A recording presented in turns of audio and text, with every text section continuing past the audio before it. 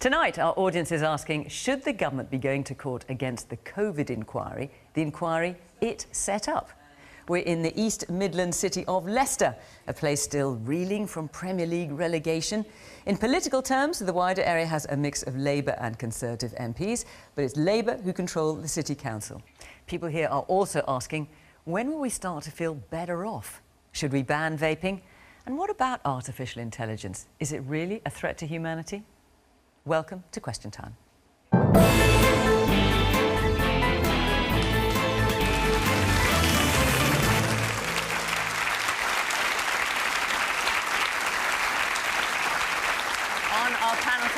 Minister in the new Department of Science, Innovation and Tech, which has responsibility, amongst other things, for artificial intelligence, is George Freeman. The MP for Mid-Norfolk is also creator of the Big Tent Ideas Festival, which encourages young people to engage with politics. From Labour, Jess Phillips. The Birmingham MP is Shadow Minister for Domestic Violence and Safeguarding. In 2020, she resigned early in her campaign to become Labour leader and has managed to write 3 books in 4 years about her life, politics and power. Jack Monroe writes and talks about cooking on a tight budget and is also an anti-poverty campaigner. It all started with a blog, which came to be called Cooking on a Bootstrap. Many popular books, columns and media appearances have since followed, largely focusing on austerity recipes and poverty issues. And Chris Patten was the last governor of Hong Kong before it was transferred to China in 1997. In a rich and varied career, he became an MP in 1979, served in the Thatcher and Major governments, reformed policing in Northern Ireland, was an EU commissioner, chaired the BBC Trust, advised the Pope, is a life peer, I'll take breath in a moment, and has been Chancellor of Oxford University for the past 20 years.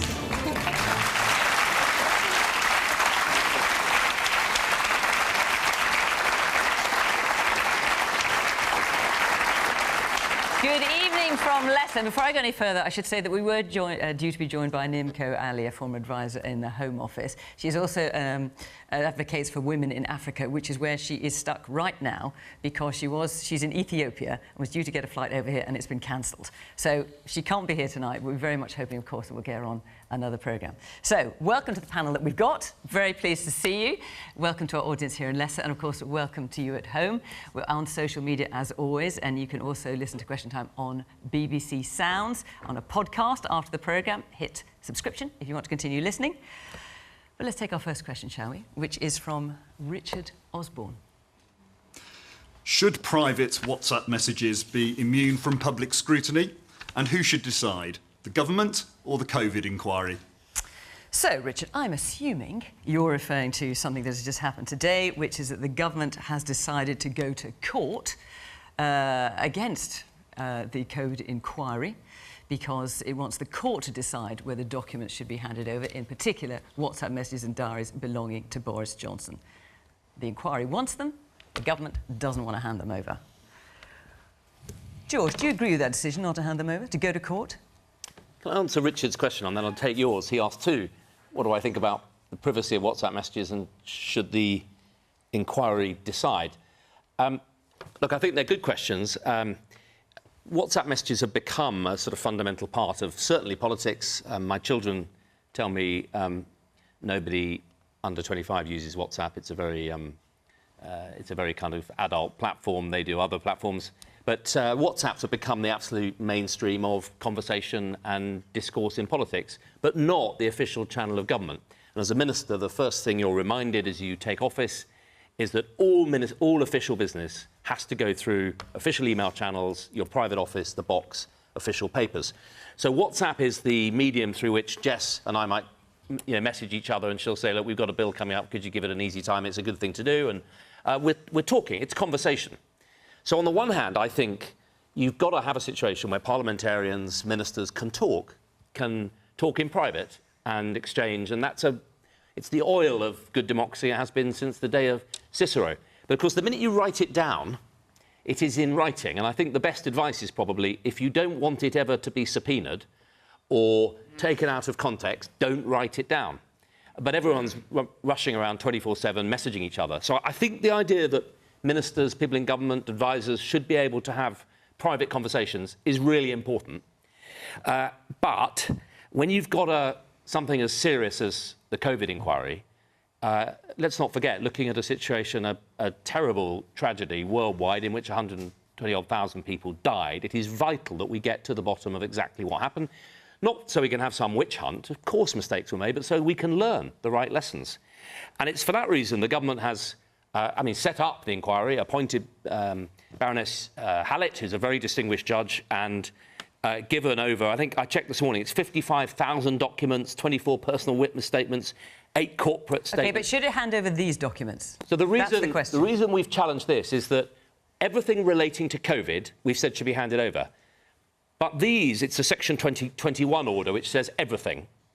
And we're just testing the case about, should that include everything, including non-COVID? Should private discussions about people's childcare arrangements, their family, their loves life, should all of this be handed over? So it's a point of law. It'll be resolved, I think, pretty quickly. There'll be a judicial review and the court will decide. But that's the reason for it. We're actively cooperating. The judge who's on the inquiry, the judge who's on the inquiry set up by the government, who appointed this judge, is saying it's up to her to decide what's relevant. And, for example, if it shows that ministers are spending a lot of time talking about other things when perhaps they should have been spending more time talking about COVID, that is relevant to her. Yes. It's now sub judice and I can't really comment on it. But come on, George. Do you agree with the government? You agree with the government? I'm answering your question. I have to be careful, but I would tell you that I would be very surprised if a court doesn't take that view. Do you privately take that view, George? I'm kind of getting the feeling that maybe you do. I think people's privacy is really important. I would like to see a situation where the inquiry say, listen, we will wholly respect the privacy of anything that's not related to COVID, we'll redact it, and give an undertaking to that effect. But we're dealing with 120,000 people dying. It's pretty important we get to the bottom of what more than that worldwide, obviously. Chris Patten, as a former Conservative Cabinet Minister, do you agree? No, I mean, it's perfectly clear that the law says that it's for Baroness Hallett to decide whether or not things should be redacted. Who is a judge in charge? Who is a judge. And if you look at what Boris Johnson said when she was appointed, he obviously thinks she's a fantastically good judge, and we should trust her. And it is important for us to find out what happened at the beginning. There were all sorts of allegations at the time about the number of Cobra meetings, which the Prime Minister hadn't attended. There were all sorts of suggestions that during January and February of that year, we'd been flogging PPE equipment to the Chinese. Now, we criticise China now for the way it's tried to cover up where the coronavirus came from. It would be lamentable if we tried to cover up what was happening in this country. And to talk about WhatsApp and privacy, after Matt Hancock loaded tons of WhatsApp messages onto an author to write a book about him, I think it's pretty laughable. So I think the government have more than slightly cocked this up to be vulgar. Well, a bit of vulgarity goes a long way on question time. Quite a few hands up. I'm just wondering where to start. Yes, the woman back there with the scarf. George has said that he'd be surprised whether that decision is going to be overturned in a judicial review. So does it not yet again reflect a lack of integrity on behalf of the government to waste money by taking this to a judicial review when they know what the advice they've been given, the outcome is predictable? It's shameful. I'll come back. Man there in the white T-shirt. It was very similar to that. We keep on being told by government that this is a government of honesty and integrity. Which are the words of Rishi Sunak, of course, the current Prime Minister. We were all locked down for months and months on end. The public deserve to know. The woman here with the glasses. Yeah, again, on the same lines, Rishi Sunak said, honesty, integrity. Where is the honesty and integrity? It's not for them to decide. It should be the COVID inquiry that decides. We've been lied to enough by the government. We need more honesty. Jess. I want to make a point about some of what George said and actually what the government have said in response to saying why they're going to hold a judicial review, and that is about privacy and things not being relevant. Well, this morning I spent the morning with a rape victim who will appear in court on Monday, and She didn't get to choose what from her phone was taken off in the digital strip search that the government are completely comfortable with happening to every single rape victim in our country. This week I also received a letter from the Secretary of State for Justice because I asked them, the government, to intervene in cases of domestic abuse in the family court. And he came back to me and he said, it's up to the judges to decide what is admissible in court. So I'm afraid to say this judicial review is one rule for them, one rule for the rest of us. Once again, of course they should give it over. That I would be more than happy for people to look at my WhatsApp messages that are relating to anything, frankly, including work. And some of it would be embarrassing. I imagine Lady Hallett probably wouldn't include the thing with my husband and me asking him to get loo roll. I imagine that won't end up in the inquiry. Of course, she should be able to say, because, you know, what is maddening about this is in many other countries around the world, they have finished their COVID inquiries. They have already done the work of learning the lessons. Yep. We can't even get ours off the ground without the government taking to court the person they've put in charge of it. It's a shambles.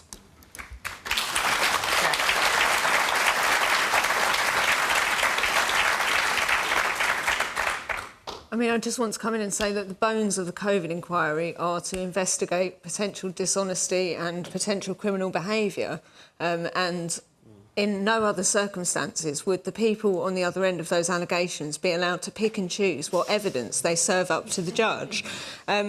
Enough people have paid the high enough price with their lives for the decisions and the behaviour of our government during the coronavirus crisis. And those people and their families and we, the public, deserve the truth, the whole truth and nothing but the truth. For Rishi Sunak to say that it's a government of honesty and integrity is absolutely laughable when it's a government that routinely seeks to obfuscate, delay and deny their involvement in absolutely any wrongdoing. And I think they're hoping that maybe if they just kick the can far enough down the road, it might go away. But I hope that the right thing is done in this circumstance because people deserve it.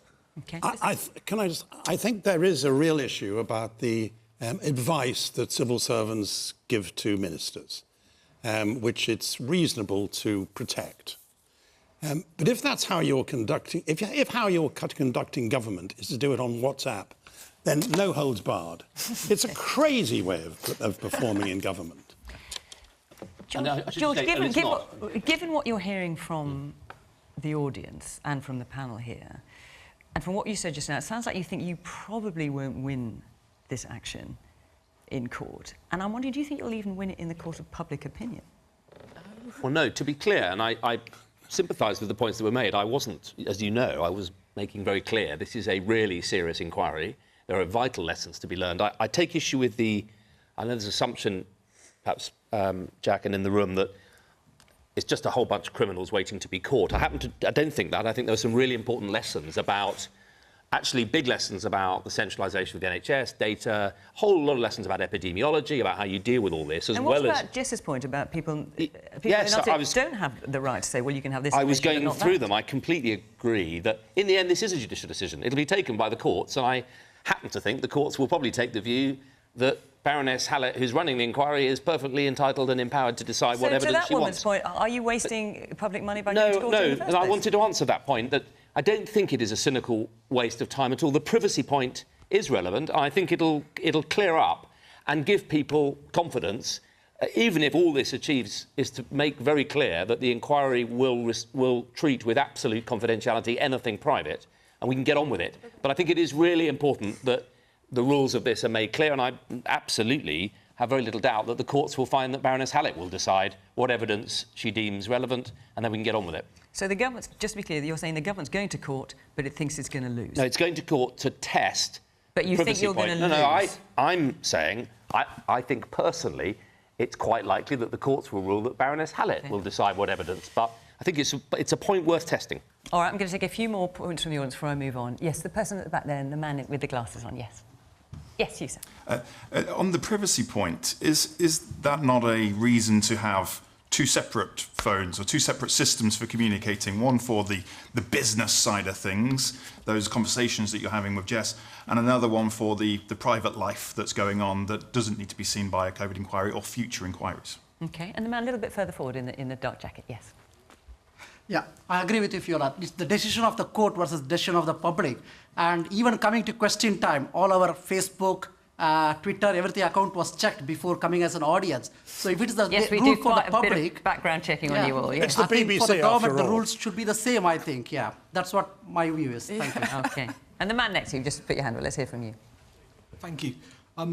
While we debate and spend airtime talking about this, are we potentially missing the point and failing the future? Is that actually most of us, if we've learned from what it is get the outcomes out there. What can we learn to prevent us being in this situation again? And I guess everyone's nodding, but you're wasting the time debating little minutiae here is whatever helps the inquiry, just get on with it so we can protect the future. Well, okay, thank you. Okay. I'm going to take another question. Before I do, I just want to let you know where we are next week. Next week, we are in Kings Lynn in Norfolk. It's a lovely place. The following week, question time is in Deeside on the Welsh-English border. Also lovely. So if you'd like to come to those, or indeed any of our shows between now and our summer break in early July, you can just go to the Question Time website. Here's the address, and you can see all the details of how to apply. So, next question, please, from Lee Culver. Good evening. As a single full-time working parent, get the end of the month, no fun money anymore. When do you think I can expect to feel better off financially? Well, I'm sure you're not the only person asking that question, Lee. Jack? Oh, I mean, we've been hearing a lot over the last year and a half now about the cost of living crisis, as though it's fallen out of a clear blue sky. And it's not a cost of living crisis, let's be absolutely clear, although it is for everybody at the sharp end of it, and that's millions and millions of people. It's a cost of Conservatives crisis, it's a cost of austerity crisis, it's the cost of 13 years of pulverising all social support and all of those safety nets that we used to have in place that propped up the fundamentals of a decent society. It's the cost of stripping out the NHS and social care and refuges and welfare and all the support that many, many people and voters might have thought they never would have needed. They didn't think that they were going to ever be one of those people who would have to dip into those pots. And now that it's affecting sort of the chattering classes, the middle classes, the media classes, it's been given a fancy title, the cost of living crisis, and it's affecting almost everybody. To absolutely not answer your question, I'm afraid, I don't know where this ends or when this ends. I've been working with food banks and with people in poverty for the last 10 years. I've never known anything like the sheer scale of desperation and crisis that we're facing at the moment as a country. And the only thing that is going to change it is investment back into all of those services that have been stripped away and making sure that when people find themselves in a desperate situation, that there's some help and some support out there for them. And I hope for your sake and everybody else's sake that that happens yesterday, but certainly sooner rather than later. And Jack, can I ask you, one suggestion from the government is possibly a voluntary agreement with the supermarkets to cap the prices of some goods. Do you think that will make much difference? Again, it's one of those short-term solutions that will help people out for 5 minutes, like the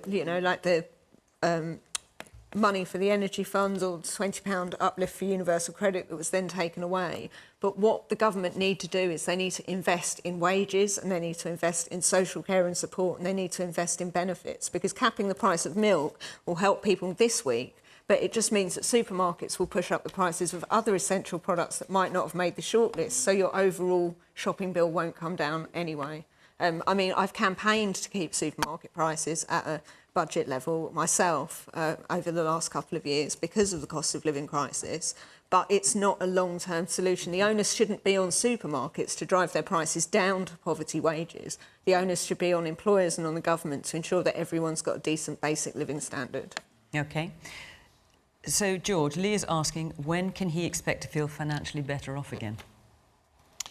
Well, the answer is within a few months, and I'll explain that. But I just take the first point. It is a very real crisis, and that's why the government's taking it so seriously. We've put in place a £94 billion package, cost of living relief.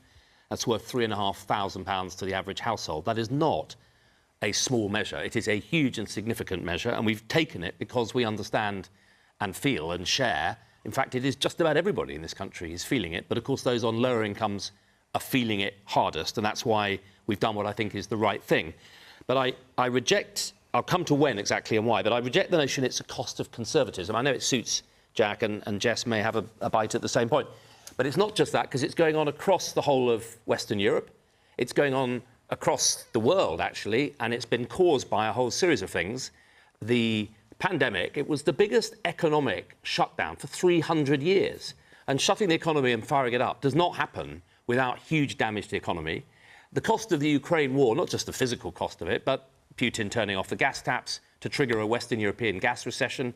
So these are things that are very real. They're nothing to do with conservatism. They're going on all across Europe. But inflation is going down faster in Europe than it is in the UK.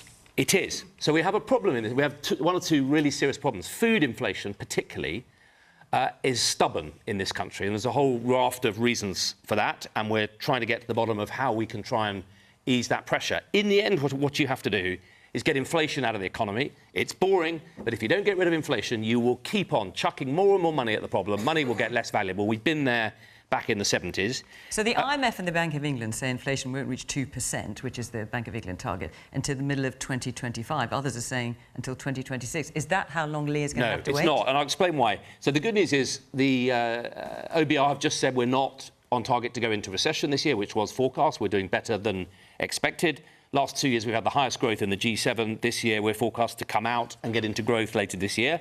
On energy bills, the forecast is, to your point, that because of our energy relief and the energy price cap, bills will start to fall from late June, and you'll see £430 in your pocket over the next 6 months. So there's a very real relief is coming. But I'm not going to suggest that life is suddenly going to be rosy. What we have to do is get the economy growing, get people back to work, and make sure we drive inflation out of this economy. It's not glamorous stuff, but if inflation continues to roar, everyone's pound gets less valuable in your pocket. Lee, we have to get rid of inflation. You're shaking your head at some of that, quite a lot of that, actually. What did you think of what you heard? The next 6 months, I'm not going to use a lot of gas and electricity.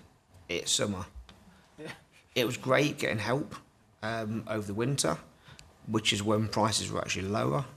I'm using the same amount daily as I am in the winter now. Things like council tax take 10% of my income. That's a big chunk for a single parent. Is that something we could look at reviewing? Yeah, the best thing you can do on council tax actually is vote Conservative. Conservative council taxes are lower all around the country. How's that and it's gone a for you? major tax that hits How's that gone for the last 13 years? Jess? I mean, the truth is, I really hate to say this, Lee. I wish I could say it was yesterday that you were going to get better off. But this isn't going to get better overnight. We need to grow our economy, improve our wages in our country, and mean that we can then spend the money on public services that Jack was talking about. So if Labour wins the election, possibly as soon as next year... Yeah. And you're talking to Lee, how soon under a Labour government could you expect things to get better? Well, I mean, there would be a couple of things. How old are your children, Lee? Just turned 11 and nearly 8. So one of the first things that Labour would do, literally on the first day of a Labour government, is give free breakfast club childcare, for example, for every primary school child. So that would potentially be a saving. But I recognise, you know, I've lived on benefits and had 2 children myself. And I was lucky enough to do it under a Labour government, and so I was pretty well looked after, actually. But the reality is that we have to have a plan, a proper growth plan for our economy that actually brings good jobs, good wages, brings about the change that when George says, oh, we're not going into recession, oh, get out a ticker tape parade. Does anybody feel like there's massive growth in our economy at the moment? Can you feel it?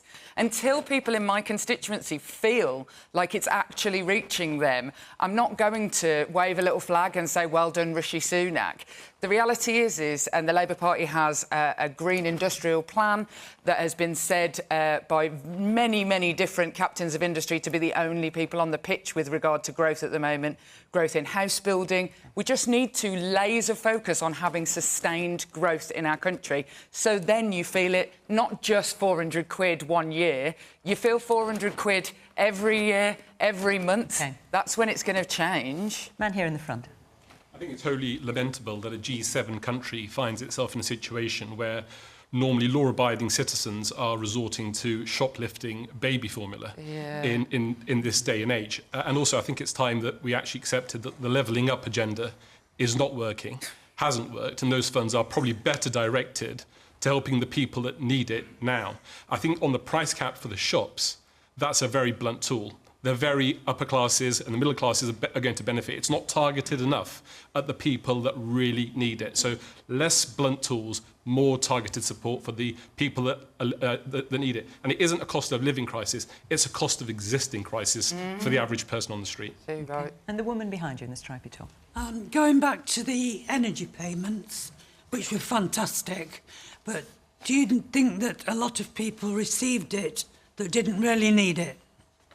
Well, it was across the board, wasn't it? Yeah. So inevitably that will be the case that some people who could afford to pay for it. Yeah, some people got it. Got the money they anyway. Didn't really need it. The man there in the blue jacket and shirt. So why is it the government always find the reason to blame everyone else and get everyone else to look for a resolution? They've got all this money to find for these pointless legal battles, so why don't they throw that into solving the real problems? Chris Patten. Jess said the truth is, and the truth is that our political establishment is very reluctant to tell electors, to tell the great majority of people who are in the middle ground in British society what the truth is.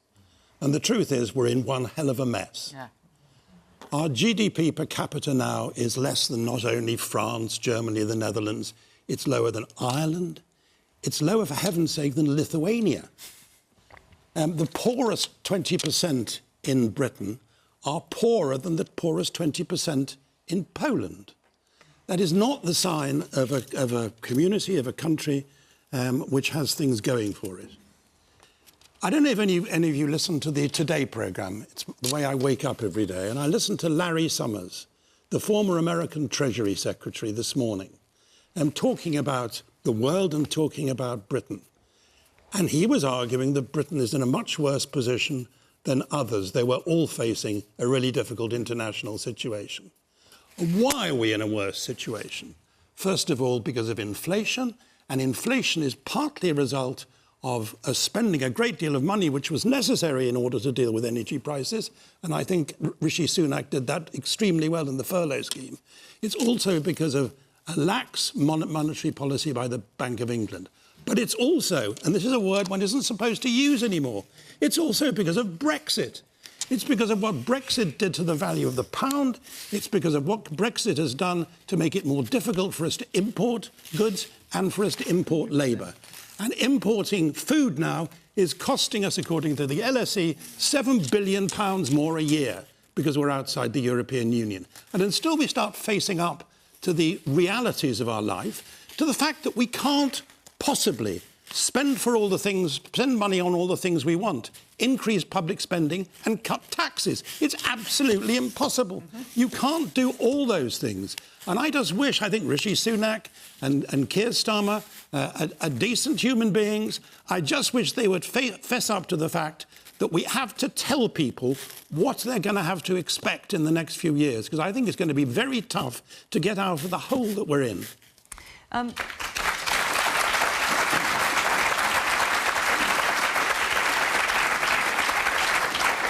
Chris, you sound very disappointed with this government, which is interesting given that you are a former and very prominent former Conservative cabinet minister. Well, and I mentioned the next election to Jess. Yeah, well, do you think the Conservative government will win the next election? Do you think they deserve to win the next election? Well, you referred to the fact that I'd been in the past the chairman of the Conservative Party. I was the chairman of the Conservative Party when there was one. I'm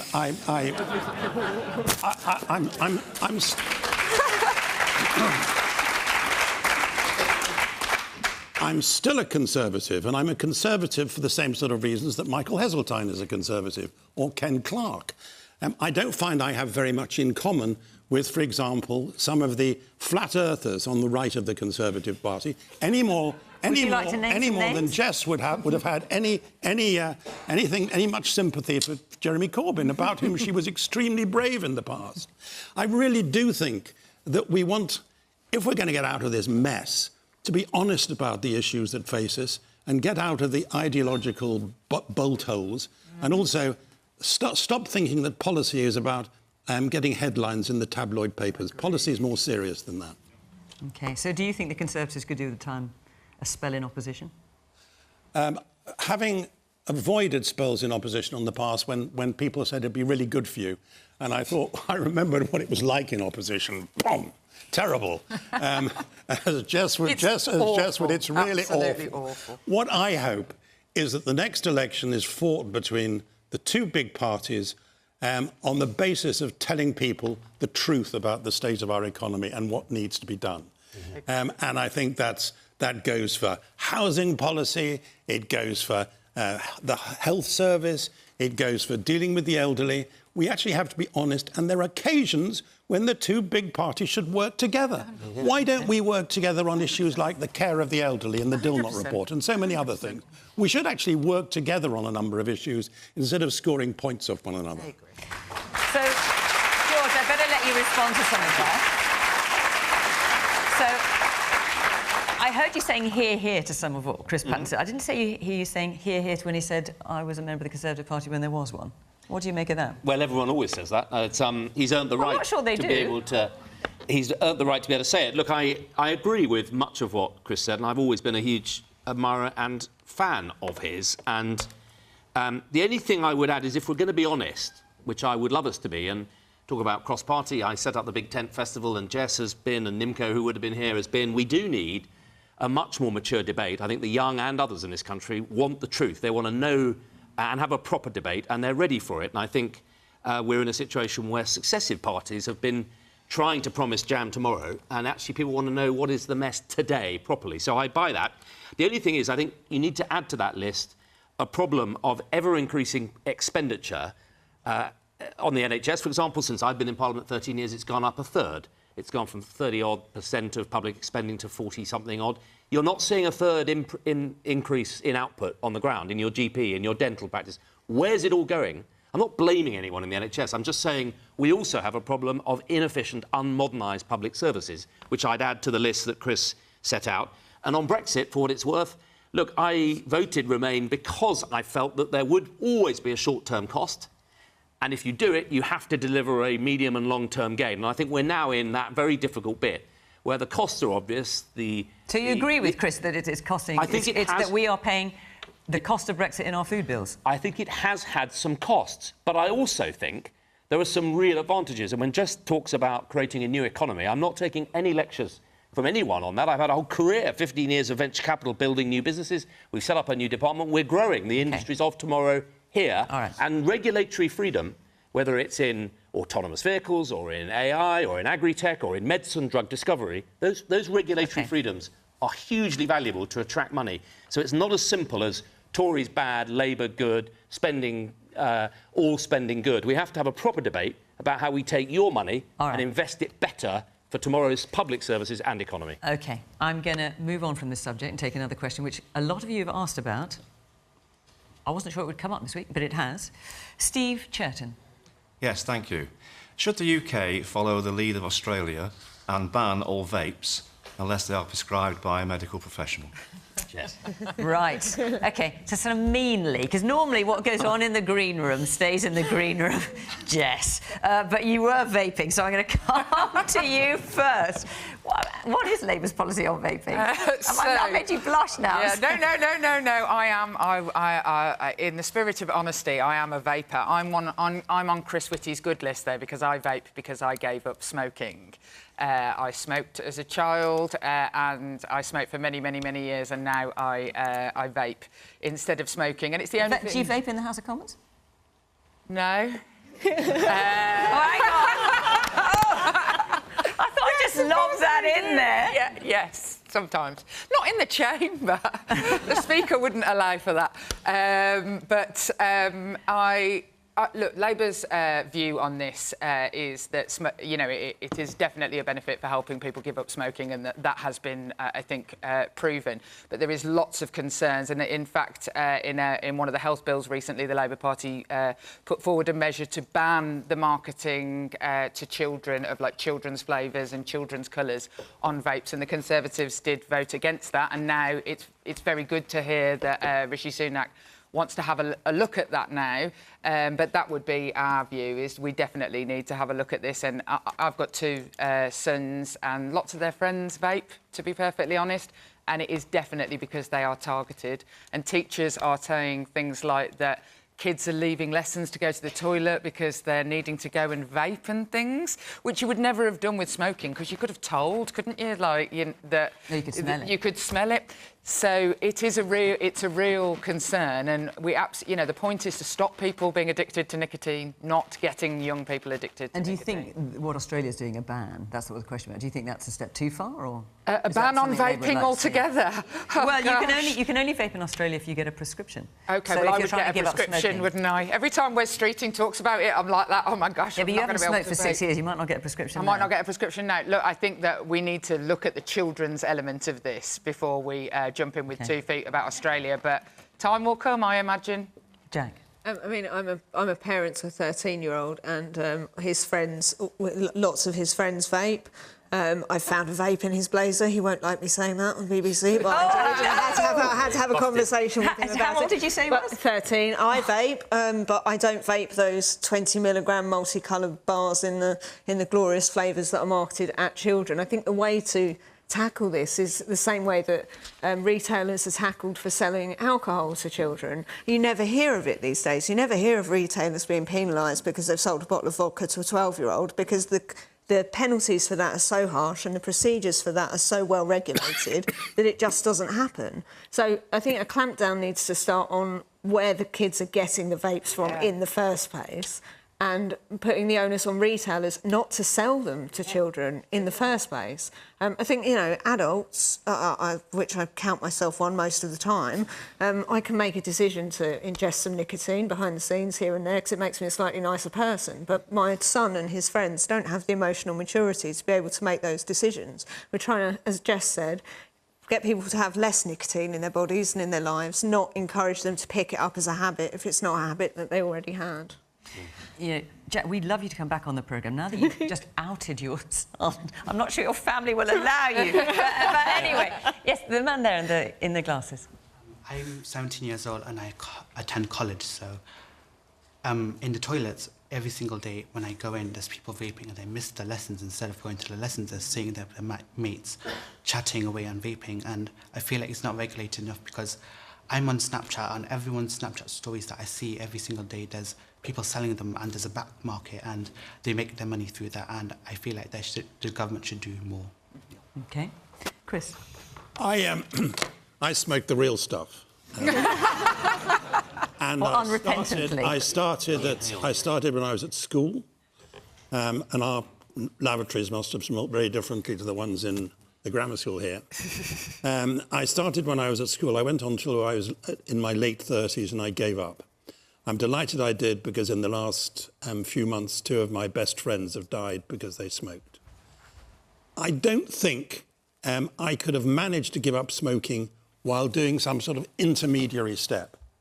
I think I would have found it very difficult to go from cigarettes, and I used to smoke untipped, to vaping. I just thought when I did it, I just got to stop. I threw the last one. I shouldn't admit this, perhaps on environmental grounds, but I threw my last cigarette stub into the Grand Canal in Venice. That was the end of my smoking. What a fantastically grand gesture! I realised that for some people, vaping must be an intermediary step before they perhaps give up entirely, and it's plainly not as dangerous as smoking a cigarette.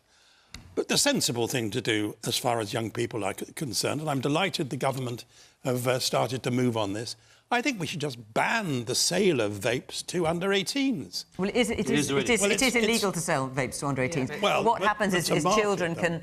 can yes, it's legal to market them, and children can buy them online, of course. Well, sorry. Well, in that case, illegally cover online as well, because I don't see any reason why we shouldn't. It's not a great issue of civil liberty. So the man there in the pattern top, yes.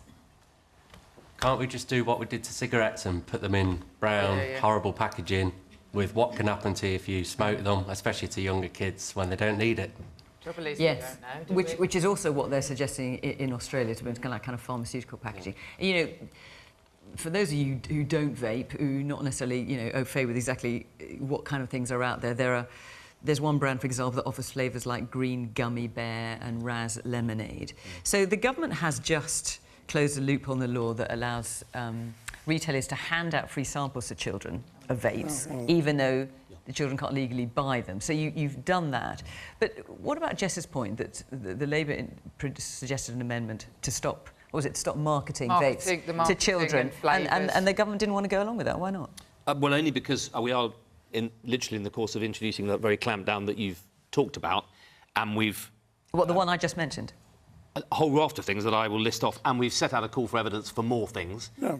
What we want to do is get lots of ideas. We haven't said no to... Do you need more evidence to stop the marketing of vapes to young children? Yes. Only, let me just talk about why. So, at the moment, it is illegal to sell vapes to children, and so why is it going on? Well, we've raised the fines now up to £2,500 and a custodial sentence if somebody is found repeatedly selling. So we have to get tough on the people who are actually selling it. Secondly, we've got this appalling point of free samples that I think Jess mentioned. You know, you can't give children free samples of something and not claim that you're not inducing them to get onto nicotine. So we have to, we're clamping down on that.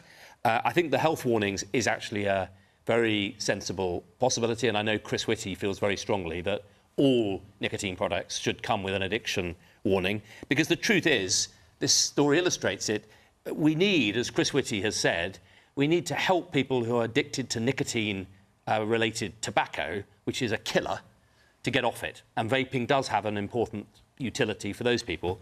But we do not want to get a new generation weaned onto nicotine-related products. And that is what is happening. So that's why... When you close the loophole in terms of selling, of giving vapes to children, why did the government not stop marketing vapes to children at the same time? Well, we've set up an illegal vapes unit to look at every single option, including I don't banning... think you've answered that question. All right. You asked me a question and then don't let me finish it. We've set up a unit to... That's not to do with marketing. We've announced the first three things. We've set up a unit to look at a whole raft of other measures, including, as I said earlier, marketing, including, as I said, clamping down on the distribution. How are these products getting to the corner shops? How are they getting into schools? So we've already banned the selling of them to children. It's enforcement, supply chains, advertising, marketing. And I think the point about schools is very well made. I'm not yet clear we should ban them in society for the reason we've talked about, but I think ban them in schools. I cannot imagine a good reason why we want children indulging in any addictive activity on any school campus. So there are a raft of things we've launched. I think the Prime Minister is right that we've allowed this to get out of hand for too long, and it needs that very clampdown that you talked about, which is why he's launched All right, sorry. Am I right in thinking that the BBC deserves a bit of credit for this? Because wasn't it a BBC investigation which discovered the amount of toxicity Well, there certainly was. Well, certainly Rishi Sunak did mention it as part of the reason he took the decision about handing out free samples. The BBC did an investigation, I think it was this week or last week. Last week, yeah. In a senior secondary school as a kind of example, and looked at the kind of illegal vapes that kids were buying online. They had extraordinarily high levels of lead, nickel and chromium. I mean, just scary high levels. We've also got customs and the border people are looking at this as well, because if they're illegal to sell to children, then why are we importing? Why are we allowing them in? I don't know. Why are you allowing them? Well, we're not. You're the government. That's why we've launched the clampdown, and that's why we're looking, to your point about marketing, at making sure that goods that are coming in clearly targeted at children, we stop them coming in. It's about the supply chains as well as the sales point. All right. I'm going to take another question. Forgive me, all those who've got your hand up. I'm going to try and get through quite a few. So, Sanj Patani, where... Oh, there you are. Good evening. So is artificial intelligence the future or the Terminator? Right. Very well put, Sanj, if I may say. So we had the heads of OpenAI and Google DeepMind adding their warnings this week to a whole series of warnings we've had. And they put out a statement saying that AI could lead to this, basically could lead to the extinction of humanity and should be treated as serious a risk globally as a pandemic and nuclear war. So, you're not the Minister for Artificial Intelligence, George, but that is in your department. Now, the government put out a white paper earlier, which now seems pretty out of date, given the conversations we're having about artificial intelligence. No, I don't think it's out of date. I think it's timely. There is a really important conversation to have. And I think, Sanjay, you've asked the question on everyone's minds. I think we've all been quite struck by how quickly, in the last few weeks, a handful of leading AI scientists and engineers have just warned, have put a flag up and warned about the potential of this technology. And I think they're right to do so because at its most acute, artificial intelligence has a means to generate its own capacity for thought and action. And it isn't genetics, but it has similar implications if you allow it to go unchecked. And I think the fact we're debating it tonight, the fact that we've set out a very important AI white paper, regulatory white paper, and we signalled loud and clear. I thought that white paper ruled out any new laws or regulation. No, it didn't. It set out... What regulation did it suggest? It set out the 5 principles on which we intend to regulate AI, and it made a really important point, which is my central point, that like so many technologies we've seen over, well, the history of mankind, certainly in the last 100 years, great apocalyptic warnings that they're going to destroy society and make everyone unemployed.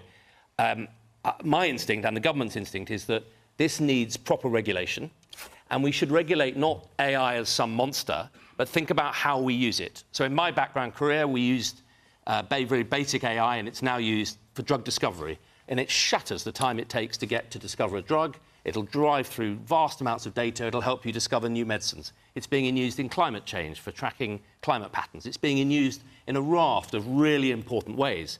But that's very different from AI used, say, in the digital economy to create appalling sort of, revenge porn, visual characters that are distorting, and you can find yourself as a character in a game online. This is appalling abuse of this power. So that's why the Prime Minister's made very clear we need to regulate on the basis of its use. And can I just ask you, given the warnings we've had, do you honestly feel confident as a government? I mean, all governments are going to be grappling with this, and it's not a party political thing necessarily, but do you feel confident as a government that this is something that governments can successfully tackle, given the grave nature of the warnings we're getting and how fast this stuff is moving? Yes, I do.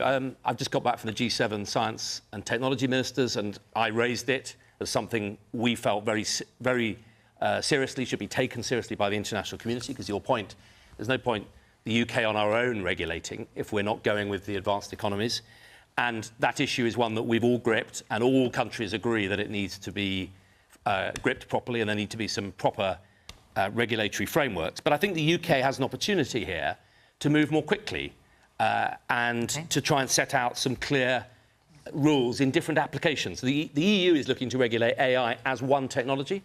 We're going to take a different approach and regulate it by its application. And I think that will lead us getting to the point more quickly and harnessing the benefits of this technology, but making sure we're not exposing ourselves to the real dangers as well. Jess? So, it's my understanding, actually, that the government's white paper didn't suggest any legislation specific... didn't rule it out, which was the point I was... Oh, so I see. Well, that's rather different from suggesting regulation. It's just it's not ruling out regulation. No, it's perfectly clear. You said it rules it out. It didn't. No, I didn't. I said it didn't Well, it hasn't any. got any regulation in it. It hasn't suggested any regulation currently. And I think we've seen a number of Pandoras recently where we try and regulate after the fact. And, the online harms bill, which still doesn't exist really in any sense and is being lagged behind, actually, the development of the internet, I think is really important. Look, I want to see AI, and I think that actually world and global leaders are really, and it was discussed, as George said, at the G7, the idea of really high-risk security threats of AI is something that is being thought about. What worries me is the sort of medium risk element and what we need to regulate, the kind of thing that will change everything, like the workplace, elections, things like that, the stuff that we actually interact with. We can leave to governments the worry about, the nuclear and etc.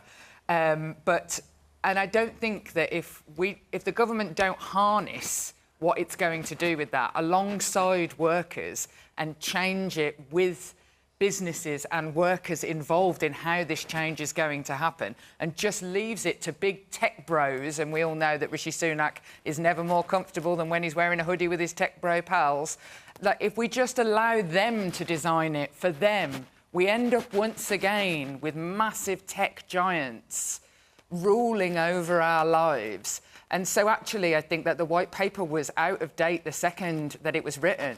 And actually, we do need regulation, and we need a government that is going to work to make sure that the AI works for us, the people, because it has so much potential, and we're all using it all the time at the moment. I think I'm picking that I want to watch Succession, but somebody's telling me, a robot is telling me that I want to watch it, and like we're all using it all the time. We don't have to be so frightened of it, but I can feel it slipping away that we're going to get the benefit.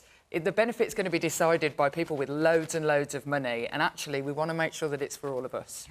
Man there in the bow tie. Thank you. AI has a huge, important role to play in healthcare, as you alluded to. We use it. In my specialty, skin cancer management, we cut down the waiting time by 300 patients seen in 3 minutes and triage skin cancers, so also on breast cancer. What needs is definitely a regulation. It's same like genetic engineering. We regulate genetic engineering, therefore we don't create monster. When the AI gets more competent than human being, that's when it becomes a trouble. Therefore, it's important that we need to regulate it. Man here in the blue jacket. Sorry, just here in the blue jacket. Hi. While we recognise that AI has many, many benefits, which comes to your point, Jess, I can't help but feel that the government isn't delivering any timelines for when it will legislate. All right, I'll come back to you, George, on that. Jack?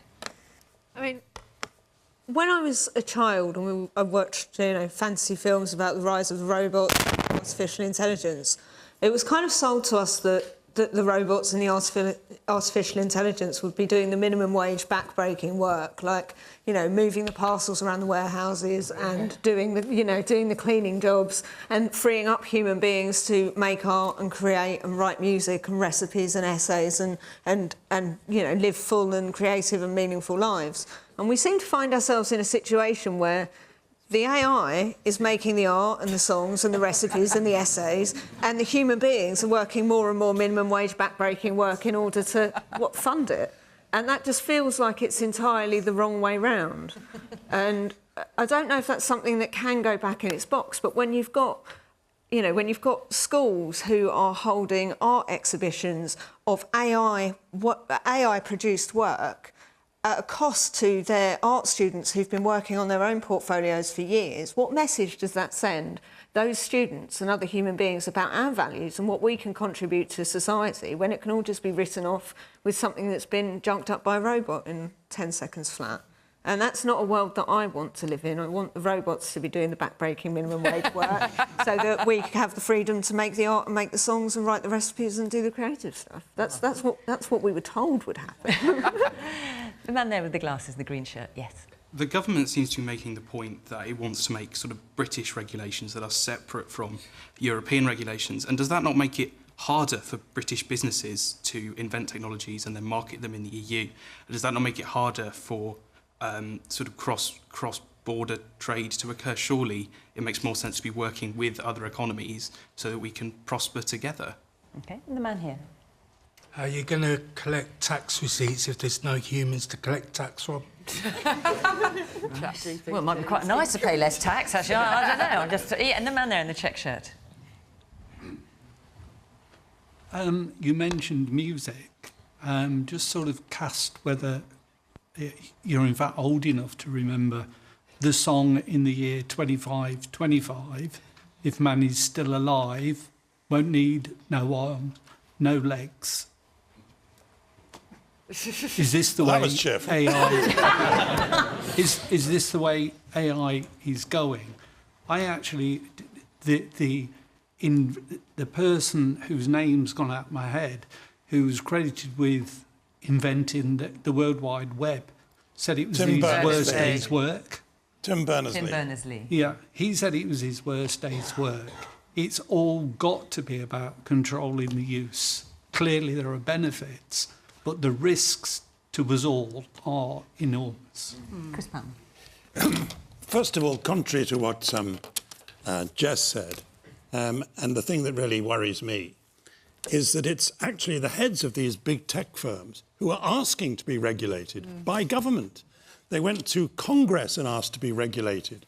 And that makes me slightly nervous. If they're bothered, what should I be? The point about Tim Berners-Lee is an extremely important one, because he was responsible more than anybody else for the internet. He's then seen over the last few years some of the consequences of that. In, for example, the distortion of identity politics, the use of the social media in such a hateful, spiteful, degrading way. And he now wonders whether it was a real benefit or not. With artificial intelligence, I'm told, and I can barely make my laptop work, let alone.